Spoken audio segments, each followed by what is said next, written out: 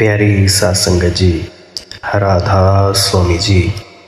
सासंगत जी, आज के सत्संग का विषय है ध्यान के लिए, भजन सिमरन के लिए अपने दिल अथवा हृदय का साफ होना, संवेदनशील होना ज़रूरी क्यों है और उसी दिल में असली प्रेम कैसे पैदा होता है। सासंगत जी, अगर सच में ये जानना चाहते हैं तो इस सत्संग को अंत तक ज़रूर सुनिएगा और अपने मित्रों तथा परिजनों तक ज़रूर शेयर कर देना। एकांत स्थान में अब बैठ जाएं और इस सत्संग को अंत तक ज़रूर सुने, नहीं तो आप ये जानने से छूट जाएंगे कि हमारे अंदर, हमारे दिल के अंदर असली प्रेम कैसे पैदा होगा। सासंगत जी, हमने पिछले सत्संगों में बातचीत की कि हमें जानना है कि हम अज्ञानी हैं और उसके बाद हमें रहस्य का पता चलेगा। वो रहस्य कौन सा है, इसके बारे में भी हमने कल के सत्संग में चर्चा की थी और आज हम जानेंगे कि हमारा दिल का संवेदनशील होना ज़रूरी क्यों है, प्रेम पैदा असली कैसे होता है। तो आज का सत्संग एक कहानी से शुरू करता हूँ। एक साधु मरा, उसके शिष्य के बाबत बड़ी ख्याति थी, बड़ी उसकी कीर्ति थी, लेकिन साधु मरा, गुरु मरा तो वह जो शिष्य था जिसकी बड़ी ख्याति थी वह तो रोने लगा, उसकी आंखों से आंसू गिरने लगे। तो लोगों ने कहा, ये क्या करते हो, रोते हो? और तुम तो कहते थे आत्मा अमर है और शरीर मर जाता है, तो रोते हो? तो उसने उत्तर दिया कि मैं शरीर के लिए ही रोता हूँ। कितना सुंदर था, कितना अद्भुत था, कितना रहस्यपूर्ण था। आत्मा के लिए रोता भी नहीं, मैं शरीर के लिए ही रोता हूँ।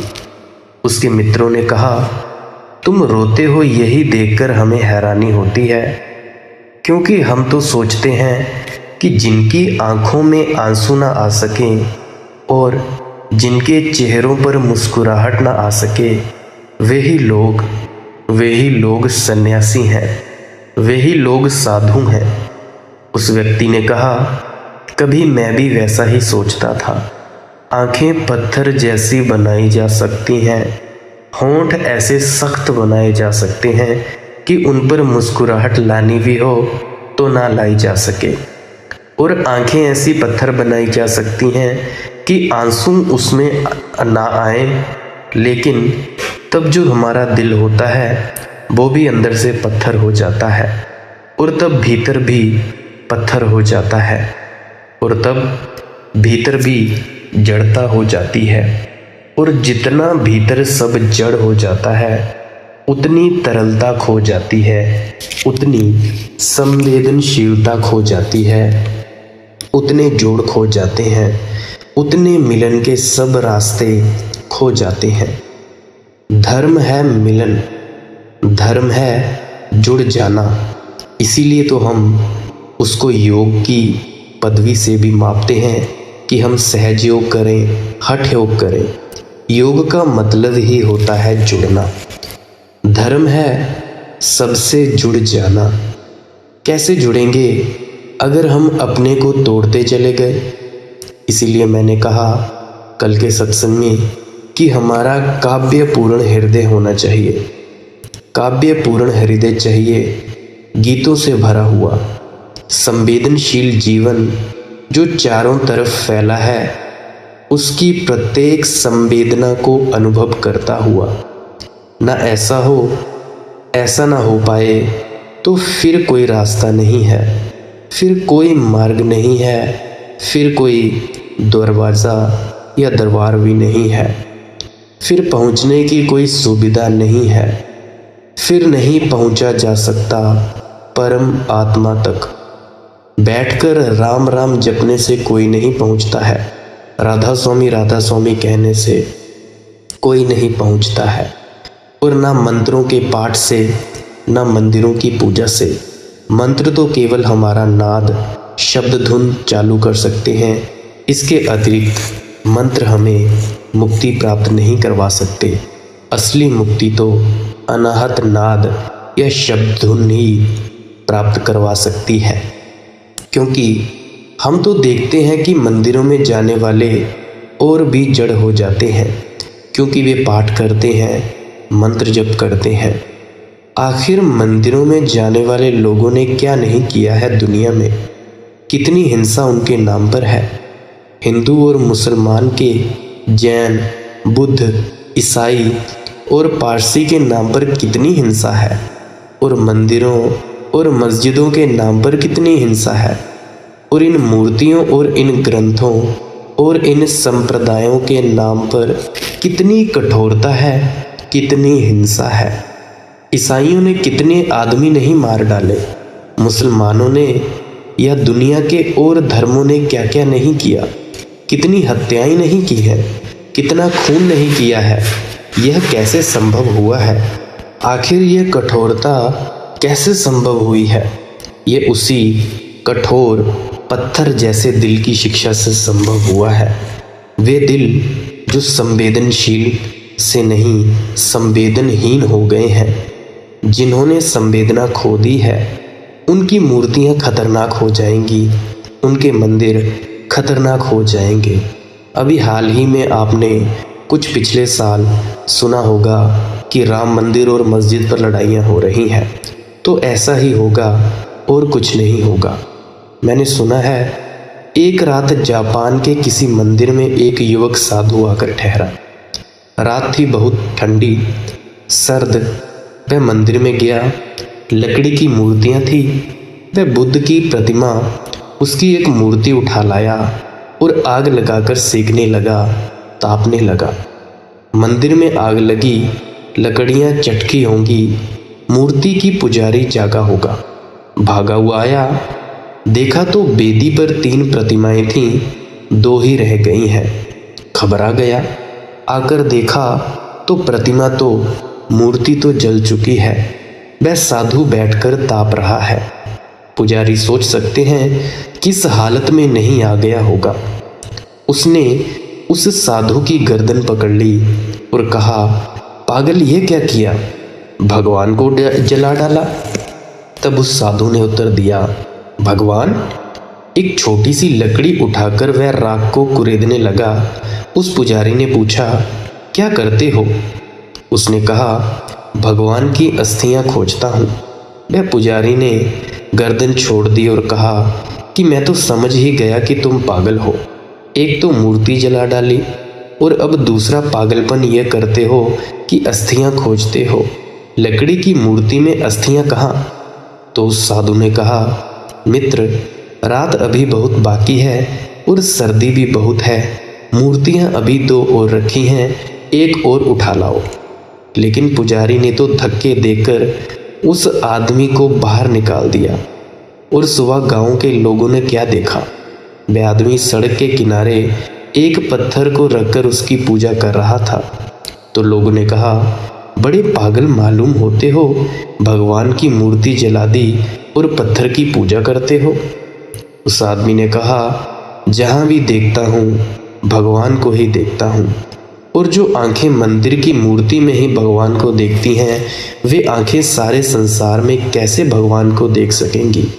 और जो लकड़ी की मूर्ति थी उसमें भी भगवान था, तो जो आग की लपटें थी उनमें भी भगवान था, और ये जो गरीब साधु आग ताप रहा है इसमें भी भगवान ही था।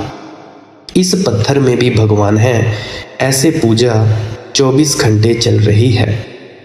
जैसे दिल संवेदनशील होगा वैसे थोथी मूर्तियां तो जल जाएंगी, वैसे मन पर बैठे इमेजेस तो चले जाएंगे, क्योंकि सभी मूर्तियां संकुचित करती हैं और संकीर्ण करती हैं और रोकती हैं, आबद्ध करती हैं। लेकिन किसी विराट अमूर्त भगवान का धीरे धीरे स्मरण और बोध शुरू होगा और उसकी पूजा सांस सांस से चलनी शुरू हो जाएगी, और रास्ते पर भौंकते कुत्ते में भी वह दिखाई पड़ेगा और आकाश के तारों में भी। लेकिन बहुत आसान है आकाश के तारों को देख लेना। घर के बच्चों में भी वही दिखाई पड़ेगा, पत्नी में, पति में, सब तरफ, सब कुछ में। उसे देखने के लिए, उसे जानने के लिए और उसे बाहर सब तरफ जो अनुभव न कर पाए, उस रहस्य को उसकी लौटती धारा भीतर भी अनुभव न कर पाएगी। जब बाहर सब तरफ रहस्य से भर जाता है हृदय, तो सांसें जब भीतर की तरफ लौटती हैं तो भीतर भी रहस्य का अनुभव होता है। बाहर जो यात्रा हो रही है वही तो भीतर लौट रही है। बेही सांसें जो बाहर जा रही हैं भीतर आ रही हैं। वही प्राण, वही बोध बाहर और भीतर डोल रहा है। बाहर जब अनुभव होगा रहस्य का तो भीतर भी होगा। राबिया एक दिन अपने झोंपड़े में बैठी थी। बाहर उसका एक मित्र आया हुआ था। सुबह सूरज उगने लगा। बड़ी सुंदर सुबह थी। सभी सुबहें सुंदर ही होती हैं। बाहर उसके मित्र ने चिल्लाकर कहा, राबिया क्या करती हो अंदर? बाहर आ जाओ, कितना सुंदर सूरज उगा है। भगवान ने कैसी नई सुबह दी है। पक्षी कैसे गीत गाते हैं। आकाश कैसी रंग बिरंगी बदलियों से भरा है। आओ बाहर। राबिया ने कहा, हसन मैं तो बाहर भी रही हूँ। मैंने भी सूरज उगते देखा, मैंने भी बादल चलते देखे, लेकिन क्या तुम भीतर आओगे? क्योंकि तुम जिसे बाहर देख रहे हो, जिसने उसे बनाया, उसे मैं अपने अंदर देख रही हूँ। उसने कहा, हसन कृपा करो, तुम ही अंदर आ जाओ। यह जो बाहर है इससे भी विराटतम, इससे भी सुंदर, इससे भी गहरा, इससे भी प्राणवान हमारे अंदर है। क्योंकि जितने भीतर घुसेंगे, क्योंकि वह भीतर मेरा नहीं है, वह सबका ही भीतर है, सबका ही अंदर है। जितने अंदर घुसेंगे और जितने गहरे, क्योंकि वह मेरा अंदर नहीं है, सबका ही अंदर है। जैसे जैसे हम केंद्र की तरफ और गहरे जाएंगे, वैसे वैसे और विराट और रहस्य और सूक्ष्म के दर्शन होने शुरू हो जाएंगे। वैसे वैसे और अज्ञात हमें छूने और स्पर्श करने लगेगा। बाहर देखें, लेकिन सरल है कि बाहर से शुरू करें। सरल है कि बाहर से शुरू करें। सहज है कि बाहर से शुरू होने दें। कभी कोई सुंदर चेहरा देखा है? कहेंगे कि ज़रूर देखा है, और मैं निवेदन करूँगा कि नहीं देखा होगा। सुंदर चेहरे को देखने के लिए जैसे रहस्यपूर्ण हृदय चाहिए, क्या वह है? सुंदर आंखें देखी हैं? कभी कोई मौन आंखें देखी हैं? कभी कुछ सुंदर देखा है? अगर देखा होता तो आप सत्संग सुनने क्यों आते? सत्संग सुनने की आपको क्या ज़रूरत थी? यहाँ आने का क्या प्रयोजन था? सत्संग घंटे भर बंद भवन में कहीं भी होता होगा, व्यास में, सत्संग घरों में, कहीं भी होता होगा, तो उसमें बैठने का क्या कारण था? बाहर सुंदर मौजूद है। सूरज आज भी निकला है, किरणें आज भी फैल रही हैं, पत्ते आज भी हंसते होंगे, फूल आज भी खिले होंगे, पक्षी आज भी गीत गाए होंगे। बाहर सब मौजूद है। तो सत्संग सुनने के लिए जहाँ भी आप बैठे हों, वहाँ बैठने का क्या कारण था? मैं तो उस दिन की रोज रोज प्रतीक्षा करता हूँ कि जिस दिन मैं आऊँ और पाऊँ कि आप सब मेरी कोई वीडियो नहीं सुन रहे हो और कोई भी नहीं आया है, क्योंकि बाहर सूरज है, बाहर तारे हैं, बाहर लोग हैं। तो उस दिन खुश हो जाए मन, आनंद से मैं भर जाऊं। कोई भी अब नहीं आता सुनने, क्योंकि बाहर लोग देखने में तल्लीन हैं, होने में, जानने में।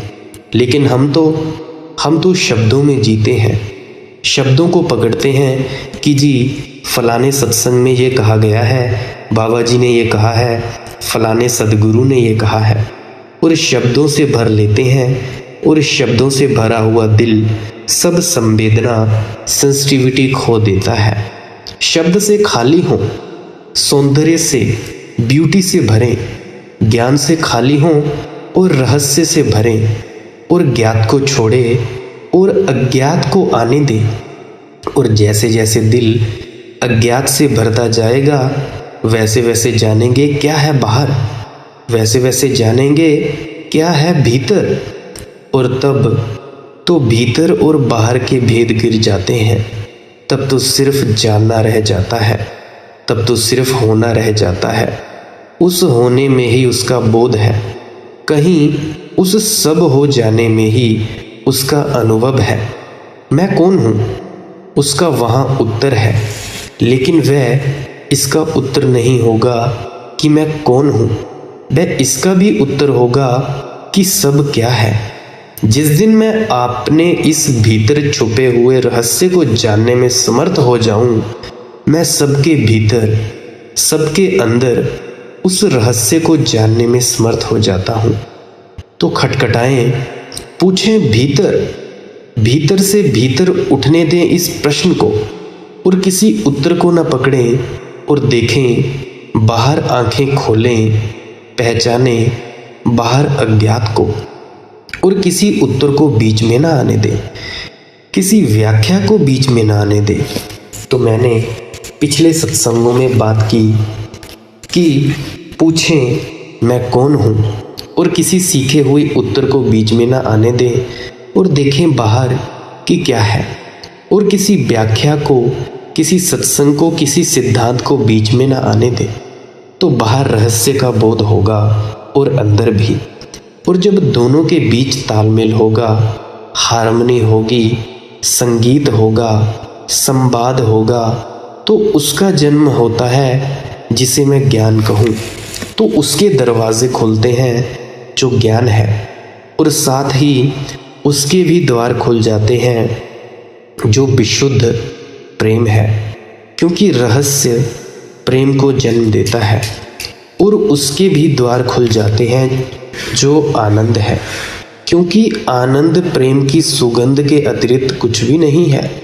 लेकिन जो कठोर है, पक्के हैं, हृदय वाले हैं पाषाण, वे अभागे हैं। और जो सब भांति कठोर होते चले जाते हैं, तथा कथित साधक जो सब भांति कठोर होते चले जाते हैं और अपने को रोकते चले जाते हैं, रोकते चले जाते हैं, वे जड़ हो जाते हैं और पत्थर हो जाते हैं। ज़रूर वे यह घोषणा कर सकते हैं कि अहम ब्रह्मास्मि, मैं ही ब्रह्म हूँ, और फला और ढिका, लेकिन वे जान नहीं सकते हैं। वे जान नहीं सकते क्योंकि वे जानते तो ब्रह्म बच सकता है, लेकिन अगर वे जानते हो तो वे कहते हैं कि ब्रह्म है और मैं नहीं हूँ। लेकिन वे कहते हैं मैं ब्रह्म हूँ, पर ब्रह्म में तो कुछ भी नहीं बचता, उसमें सिर्फ ब्रह्म ही ब्रह्म रहता है, जिसको परमात्मा कहें, और हमारी मैं या हो मैं खो जाती है। वे जानते तो वे कहते कि ब्रह्म है और मैं नहीं हूँ, और इस होने में सारी कृतज्ञता और धन्यता छिपी है। ये थोड़ी सी बातें आपको कहीं कुछ ख्याल में आएगा तो कल कुछ और इस संबंध में कहूँगा। शायद थोड़ी सी बातें कहने जैसी और हों, लेकिन कहने का तो कोई बहुत मूल्य नहीं है, सुनने का मूल्य है। मेरा काम तो मैं पूरा कर देता हूँ, कहने का पता नहीं आप सुनते हैं या नहीं सुनते, वह आपकी तरफ है। थोड़ी सी बातें कल और कहूँगा। प्रेम से मेरी बातों को सुना है, परमात्मा करे इतने ही प्रेम से परमात्मा को सुन सके। प्रेम से इतनी देर, इतने क्षण आपने सत्संग को सुना, परमात्मा करे इतनी ही देर कभी चाँद के नीचे या तारों के नीचे आप बैठ सकें। वहाँ कुछ है, निश्चित ही वहाँ कुछ है। और अगर भीतर थोड़ी भी स्फुरना होगी तो वहाँ कुछ मिलेगा, वहाँ कुछ उपलब्ध होगा। और जब वहाँ कुछ दिखेगा और मिलेगा तो लौटती धारा में भीतर भी कुछ पाया जाएगा, भीतर भी कुछ उपलब्ध होगा जो आप सभी के अंदर है। तो आप सभी को अपना ध्यान सिमरन भजन करना चाहिए, उसको नित्य नियम से करते रहना चाहिए। कभी भी ध्यान में या भजन सिमरन में आपको कोई दिन नहीं छोड़ना चाहिए। जब भी वक्त मिले, 5 मिनट मिले, 10 मिनट मिले, चाहे जितना भी वक्त मिले, उस वक्त में आपको ध्यान ज़रूर करना चाहिए, क्योंकि ध्यान ही वो चाबी है जिससे आपका अनाहत नाद या धुन शुरू हो सकता है। और अगर आपको ध्यान में कोई परेशानी होती है सिमरन जप सिमरन में या ध्यान में बैठने में, तो उसके पहले आप क्रिया योग कर सकते हैं। तो क्रिया योग से मेरा मतलब अपनी सांसों को गहराई से नाक से अंदर लेना, फेफड़ा भरना, पेट भरना और एकदम से मुंह से छोड़ देना। ऐसे ही अगर आप ध्यान में बैठने से पहले 5 मिनट ये एक्सरसाइज करेंगे, ये क्रिया करेंगे, तो आपका ध्यान में मन ज़रूर लगेगा। फिर से बताना चाहूँगा कि करना कैसे है। सबसे पहले सुखासन में बैठ जाएं। जैसे भी आसन में आप ध्यान में बैठते हो, भजन सिमरन के वक्त बैठते हो, तो आपने सांसों को नाक के ज़रिए अंदर कर लेना है, पूरी तरह से फेफड़ा भरना है और अपना पेट भर लेना है। और जैसे ही आपकी क्षमता अनुसार आपका पूरा फेफड़ा और पेट भर जाए, तो एकदम से मुंह से सांस को छोड़ देना है। तो आप सोच रहे होंगे कि सांस तो हम रोज़ लेते हैं, तो इससे होगा क्या? जब आप दिन में 50, 100, 200, 300 ये सांसें लेंगे 5-10 मिनट, तो इससे क्या होगा, आपका जो शरीर है वो बिल्कुल विश्राम की स्थिति में आ जाएगा। और जब आपका शरीर पूरे विश्राम या आराम की स्थिति में आएगा, तो उस वक्त जप सिमरन या ध्यान करना बड़ा ही आसान हो जाता है। आपका जो अशुद्धियाँ होंगी वो आपके सांस बाहर छोड़ने से ही बाहर निकल जाएंगी और इससे भी आपको फ़ायदा होगा। प्यारी साध संगत जी, आपने मेरे वचनों को सुना, इसके लिए बहुत अनुग्रहित हूँ। और आपने मेरे वचनों को ऐसे ही नहीं मान लेना है, प्रैक्टिकल करके देखें, आजमाएं, तोड़ें, मरोड़ें। और जब आप उसे प्रैक्टिकली कर लें, उसको प्रयोग में लाएं, तब जाके मेरी बातों को मानना कि हाँ भाई, ये बंदा सही कहता है। आपने इतना वक्त दिया, इसके लिए बहुत अनुग्रहित हूँ। अगर आपका फिर भी कोई प्रश्न हो तो आप कमेंट सेक्शन में लिख सकते हैं या व्हाट्सएप पे मुझे मैसेज कर सकते हैं, जो डिस्क्रिप्शन में दिया गया है। अंत में आपके भीतर बैठे परमात्मा को नमस्कार करता हूँ। राधा स्वामी जी।